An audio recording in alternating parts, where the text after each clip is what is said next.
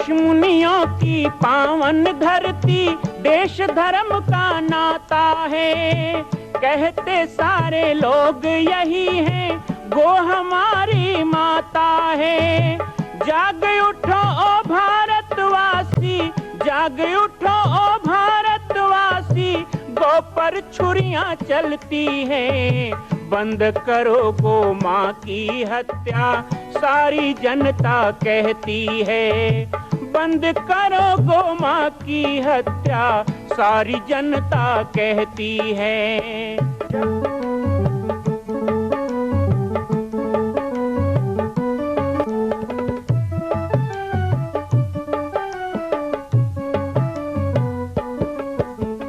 जगह जगह पर बूचड़ खाना, लाखों गौएं कटती हैं। किसे सुनाए व्यथा हमारी, नैना नीर बहाती हैं। रक्षा करना गौ माता की, रक्षा करना गौ माता की, गीता ज्ञान सिखाती है। बंद करो गो माँ की हत्या, सारी जनता कहती है। बंद करो गो माँ की हत्या, सारी जनता कहती है।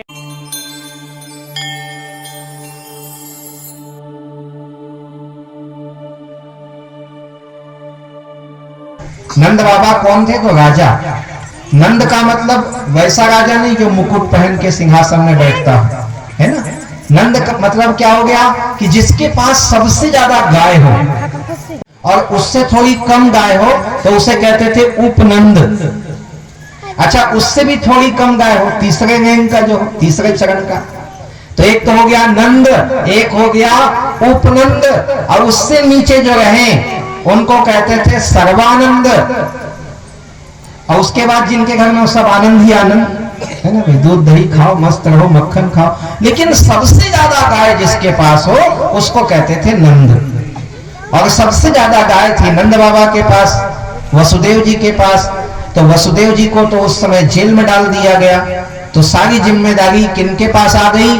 तो जो वृंदावन में रहते थे नंद बाबा उनके पास आ गई। और वही नंद ने भगवान कृष्ण को पुत्र रूप में प्राप्त किया।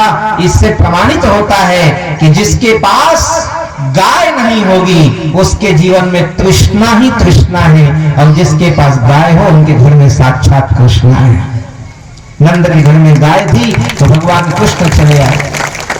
यशोदा ने जन्म नहीं दिया था माताओं कन्हैया को, यशोदा ने जन्म नहीं दिया, लेकिन जब भी भगवान कृष्ण का नाम लिया जाता है तो देवकी नंदन कम बोला जाता है, यशोदा नंदन ज्यादा बोला जाता है, क्योंकि यशोदा गाय की सेवा करती थी, गाय का सम्मान करती थी। नंद बाबा को तैयार होते भगवान कृष्ण देखते थे कि लकुटी लेकर के, कामरी लेकर के और गाय चराने जाते हैं। राजा थे लेकिन अपने सैनिकों के साथ स्वयं जाते थे, ग्वाल वालों के साथ गायों की सेवा करते थे, गाय चराते थे। आजकल लोग कहते हैं कि गाय की सेवा करना मुश्किल काम हो गया। गाय की सेवा मुश्किल काम इसलिए हो गया क्योंकि हम नौकर भरोसे हो गए। जब तक गाय की सेवा लोग स्वयं करते थे, अच्छे अच्छे घर की माताएं स्वयं गाय का गोबर कचरा करती थी कि नहीं करती? अपने हाथों से दूध निकालते थे कि नहीं निकालते? गाय का दूध धोना, गाय का दही पिलोना, घी बनाना, ये कोई नौकर भरोसे नहीं होता था। आज भी कई घरों में माताएं अपने हाथ से ही करती हैं, लेकिन बहुत जगह इसके लिए नौकर लग गया है, और अब तो नौकर भी नहीं मिलता है।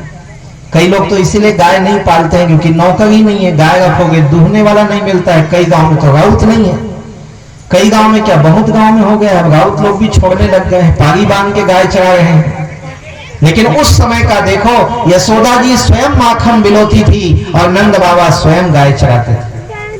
भगवान कृष्ण जब थोड़े बड़े हुए, 4 साल के हुए, तो यशोदा मैया से जिद करते थे कि मैया मैं भी गाय चराने जाऊंगा, मैं भी गाय चराने जाऊंगा, जैसे बाबा जाते हैं मैं भी जाऊंगा। तो यशोदा मैया समझाती थी, कन्हैया गाय चराना इतना सरल काम नहीं है, तो उससे नहीं होगा। मैया मैं तो जाऊंगा, मैया मैं गाय चराने गई हूं।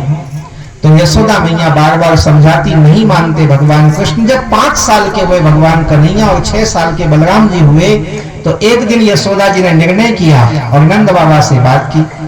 कहा जब इतना जिद करते हैं कन्हैया तो इनको गाय चराने दो। नंद बाबा ने कहा चलो ठीक है, लेकिन बड़ी गाय नहीं चराने देंगे, छोटे छोटे जो बछड़े हैं ना उनको आसपास में घुमा के लाने के लिए उनको कर दो, तो इस तरह से उनका मन भी रह जाएगा और वो चराना भी सीख जाएंगे गाय। तो यही गोपाष्टमी का दिन था। कार्तिक शुक्ल पक्ष अष्टमी के दिन ऋषि गर्ग को बुलाया गया, कुल गुरु को बुलाया गया और उनको गर्गाचार्य जी को बुला करके विधि विधान के साथ वेदी बनाई गई, हवन करवाया गया। भगवान कृष्ण और बलराम का सुंदर सा मां यशोदा ने श्रृंगार किया, उनको पगड़ी बांधी। पहली बार जब गाय चराने गए तो उनको मोर पंख लगाया। भगवान कृष्ण को मोर मुकुटधारी कहते हैं ना, तो मोर पंख तभी लगाया जब वो गाय चराने के लिए जाने लगे। बाबा ने एक काली कमली दे दी है, एक लाठी दे दी, लकुटी दे दी और उनके पांव के लिए सुंदर जूते बना दिए गए कि जंगल में जाएंगे मजबूत। अभी तक तो ऐसे ही खेलते थे ना आंगन में। राम का श्रृंगार किया गया और श्रृंगार करके उनको वन जाने के लिए तैयार किया गया। लेकिन अष्ट सखा साथ में दिए गए। उनके सबसे प्रिय मित्र थे 8, श्रीदामा, सुदामा, ऐसे 8 सखा थे उनके। यही 8 सखा मन सुखा तन सुखा सुनते हैं कथा में, सब महाराज लोग सुनाते हैं भाई लंबा चौड़ा। मेरे पास ज्यादा लंबा चौड़ा कथा नहीं है, मैं संक्षिप्त में, आज गोपाष्टमी का दिन है तो भक्तों ने निवेदन किया कि गोपाष्टमी की कथा जरूर बताएं, जिसको सुनकर कहने वाला सुनने वाला दोनों धन्य होता है। तो भगवान कृष्ण के 8 सखा, भगवान कृष्ण और बलराम, ये 10 लोगों की टीम बनी। बछड़ा चराने जाना है, गोवत्स चराने जाना है। नन्हे नन्हे छोने उछल कूद करने लगे कि आज तो स्वयं ब्रह्मांड नायक परमात्मा हमें चराने ले जा रहे हैं। मैं कहता हूँ धन्य है वो बछड़े। और हमारे शास्त्रों में कहा गया है माताओं कि वो बछड़े सामान्य बछड़े नहीं थे। जो योगी यति ऋषि मुनि हजारों वर्ष तपस्या करके भगवान को प्राप्त नहीं कर सके, उन्होंने ब्रह्मा जी से प्रार्थना की कि कृष्ण आए हैं, हमें बछड़ा बना के भेज दो, वो हमारे हमको चराने जाए, हमको छुए, हमसे प्रेम करे तो हमारा जीवन धन्य हो जाए। तो बड़े बड़े ऋषि महात्मा थे, वो बछड़े नहीं थे, ऋषि महात्मा थे, जिनको भगवान कृष्ण ने चराने के लिए तैयार किया। और इस तरह से कार्तिक शुक्ल पक्ष की अष्टमी को भगवान कृष्ण को गोचारण लीला के लिए तैयार किया गया। और कहते हैं कि जब गोचारण के लिए भगवान कृष्ण चलने लगे तो उन्होंने, जैसे कोई मंदिर में जाता है ना, आप लोग अभी कथा पंडाल में आते हो तो वहां दरवाजे में जूता निकाल देते हो, कहीं दूर में निकाल देते हो, मंदिर में जाते हैं दरवाजे में ड्योई में निकाल देते हैं। तो जैसे ही भगवान कृष्ण बलराम गाय के बछड़ों को चराने के लिए आगे बढ़े, पांव में जूता पहना था लेकिन वो बगल में निकाल दिया। तो यशोदा मैया दौड़ के आई, अरे लाला क्या कर रहे हो, पांव में जूता नहीं पहनोगे, जंगल जा रहे हो, कांटे लगेंगे, कंकड़ लगेंगे, ऐसे कैसे? कहा मैया एक बात बता। बोले हाँ, हमारे पैरों की तुझे बड़ी चिंता पड़ी है, लेकिन ये गाय के जो नन्हे नन्हे बछड़े हैं इनके पैरों में तो जूता नहीं है, इनको कांटा लगेगा तो? मैया यशोदा तो परेशान हो गई। बोले आज तक तेरे बाबा ने ऐसी बात नहीं कही, आज तक किसी चरवाहे ने ऐसी बात नहीं कही, जो तूने कह दी। भगवान कृष्ण मन ही मन कहते हैं मैया आज जो होने वाला है वो ब्रह्मांड में कभी नहीं हुआ, ये भी तो पहली बार हो रहा है कि स्वयं भगवान गाय चराने जा रहा हो। ये पहली बार, ये गाय के प्रति उस समय का सोच था भगवान कृष्ण का। कितने बड़े दुख की बात है कि जिस गाय के लिए इतना प्रेम कन्हैया के मन में है कि मेरी गाय जब पन ही नहीं पहनती तो मैं कैसे पहनूं, वो नंगे पैर चलती है, मैं नंगे पैर चलूं। वो कन्हैया के देश में आज गौ माता के गले में छुरी चलाई जाती है, वहां गाय को काटा जाता है। आज गोपाष्टमी के दिन हमको इस बात की प्रसन्नता होनी चाहिए कि आज एक ही दिन भगवान कृष्ण ने गाय चराना शुरू किया, इसलिए आज के दिन को गोपाष्टमी मनाया जाता है। ये गोचारण लीला का दिवस है आज का दिन।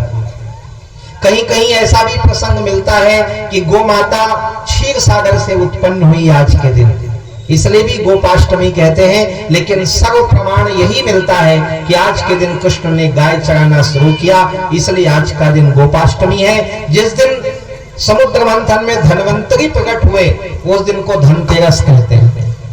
ठीक है, धनतेरस कार्तिक कृष्ण पक्ष की त्रयोदशी को समुद्र मंथन के 11वें रत्न के रूप में धन्वंतरी का अवतार हुआ और 12वें रत्न के रूप में अमृत कलश की प्राप्ति हुई। और कार्तिक शुक्ल पक्ष की अमावस्या, कार्तिक कृष्ण पक्ष की अमावस्या को माता महालक्ष्मी जो 13वें रत्न के रूप में समुद्र से प्रकट हुई, लक्ष्मी का प्रागट्य हुआ, इसलिए उस दिन लक्ष्मी पूजा की जाती है, दिवाली मनाया जाता है। और इसी तरह अन्नकूट अर्थात गोवर्धन कार्तिक शुक्ल पक्ष की एकम को ऐसा प्रमाण है कि उस दिन 5 गौ माता समुद्र से प्रकट हुई, जिसको पंचधेनु कहा गया। वो 5 गौ माता प्रकट होने के कारण ही उस दिन को गोवर्धन मनाया जाता है। ये गौ माता की उत्पत्ति की कथा है। लेकिन गोपाष्टमी का पर्व भगवान कृष्ण के गोचारण से है, यही प्रमाण ज्यादा मिलता है। तो आज के दिन भगवान कृष्ण ने गाय चराना शुरू किया। आज के दिन हम गौ महिमा गाते हैं, गोपाष्टमी मनाते हैं, सब बात तो ठीक है, लेकिन इसके साथ साथ गो भक्ति का कार्य भी हम, गौ सेवा का संकल्प आज के दिन विचार करो। आप गौठान में बैठे हैं, बहुत अच्छी जगह बैठे हैं, गौठान में बैठ करके गौ भक्ति का संचार नहीं होगा तो फिर कहां होगा। इसलिए आज के दिन जो ये विचार करें, ये सोचें कि किस प्रकार से गौ माता का रक्षण हम कर सकते हैं, संवर्धन कर सकते हैं, किस तरह से गौवंश के रक्षा के कार्य में हम जुट सकते हैं, क्या ऐसा किया जा सकता है। क्योंकि जिस ढंग से हम देख रहे हैं आज के समय में, मैं पहले ही बताया, गाय को गरु मानते हैं, जैसे माँ बाप गरु हो गए, ऐसे गाय के प्रति लोग सोचते हैं। गाय के प्रति ऐसा सोचना कितना दुखद है, कितना दुर्भाग्यजनक है। और परिणाम क्या हो रहा है, छत्तीसगढ़ जहां पंजाब, हरियाणा, इसके बाद सबसे ज्यादा गौवंश होता था, उस छत्तीसगढ़ में आज धीरे धीरे गौ की संख्या घटती जा रही है। मैं तो जसपुर जिले में 5-6 साल पहले गया था, तो स्थिति ऐसी हो गई थी, वहां माताओं के एक गांव में 15 गाय, 16 गाय, 20 गाय, 200 घर की बस्ती में 20 गाय। मुझे बड़ा आश्चर्य हुआ कि जंगल क्षेत्र है, नदियां बह रही हैं और यहाँ पर गाय नहीं है। बोले पूरा का पूरा झारखंड चला गया, बिहार चला गया, कट्टी पर चला गया, कटने चला गया। धीरे धीरे वहां आना जाना शुरू हुआ। आजकल मैं बहुत जाता हूँ वहां। हमारे आसपास के लोग कई बार शिकायत करते हैं कि बालक दास तीर्थाल में नहीं आवे, ऐसी की पहली अब्बर आवे तीर्थाल में, आजकल नहीं आवे। पहली बात तो ये बताओ, आप लोग कितना बुलाते हैं? नहीं, मेरी शिकायत करने से पहले मैं आप लोगों को पूछूं, पीड़ित वाले कहें कि हमारे गांव में बहुत दिन बाद आए, तो मैं आप ही लोगों से पूछता हूं, आप लोग कितने दिन बाद बुलाए? नहीं, ईमानदारी से बताओ, आप लोग बहुत बुलाए, मैं नहीं आया क्या? जब जब बुलाए आया हूं और आगे भी जब जब बुलाएंगे आते रहूंगा। लेकिन कई लोग कहते हैं ना आसपास में कम आते, ऐसा बिल्कुल नहीं है। लेकिन हाँ, ये बात ठीक है कि बहुत दूर दूर जाना पड़ता है, बहुत दूर दूर जाना पड़ता है। यहाँ से 600 किलोमीटर दूर जसपुर जिला, कई बार गए, वहां 8 ब्लॉक में गौशाला का कार्य शुरू किया। अब धीरे धीरे बड़े हर्ष की बात है कि वैसे जहां लोग कट्टी पार में बेच दी अपनी गौ माता को, गाय खत्म होने लग गई, ईसाइयत बढ़ गई, धर्मांतरण बढ़ गया, वहां भी अब गाय बहुत पालने लग गए हैं लोग। और धीरे धीरे पाटेश्वर धाम के कारण वो क्षेत्र भी गौवंश से दूषित होने लग गया है। और हमारी गौ भक्तों ने खूब प्रयास किया, 3 गौशालाएं भी शुरू हो गई। अभी कुछ दिन पहले गया था तो कुछ परिवार में गौ माता की स्थापना हुई, जिनके घर में एक भी गाय नहीं थी। वो लोग भी प्रवचन होने के बाद एक एक गाय पालने लग गया। लेकिन दूर दूर के लोग तो प्रयास कर रहे हैं। लेकिन हमारे क्षेत्र में कई घर ऐसे हैं जहां आज भी एक गाय नहीं, एक गाय पालना भी भारी लगता है। कई गांव में तो मैं देखता हूं कि यही पूजा कर लेते हैं, सीमेंट के बैला बैठा था, नहीं सब गांव बैठे।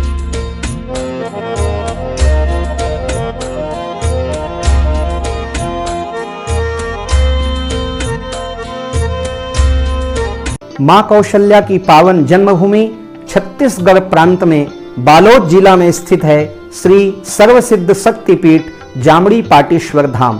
परम पूज्य सद्गुरुदेव राजयोगी बाबा जी की तपस्थली श्री पाटेश्वर धाम और विश्व के अद्वितीय मां कौशल्या जन्मभूमि मंदिर निर्माण का दर्शन करने और इसी प्रकार समसामयिक विषयों पर अपना ज्ञान वर्धन करने के लिए और 10,000 गायों के लिए बनने वाले श्री हनुमान नंदीशाला गो अभ्यारण्य का समाचार प्राप्त करने के लिए आप सभी देखते रहें YouTube चैनल पर राम बालक दास, और हमारे चैनल को आप सभी सब्सक्राइब करें, घंटी का बटन दबाएं ताकि आप सूचनाओं से जुड़े रह सकें। जय श्री राम, जय गौ माता, जय गोपाल।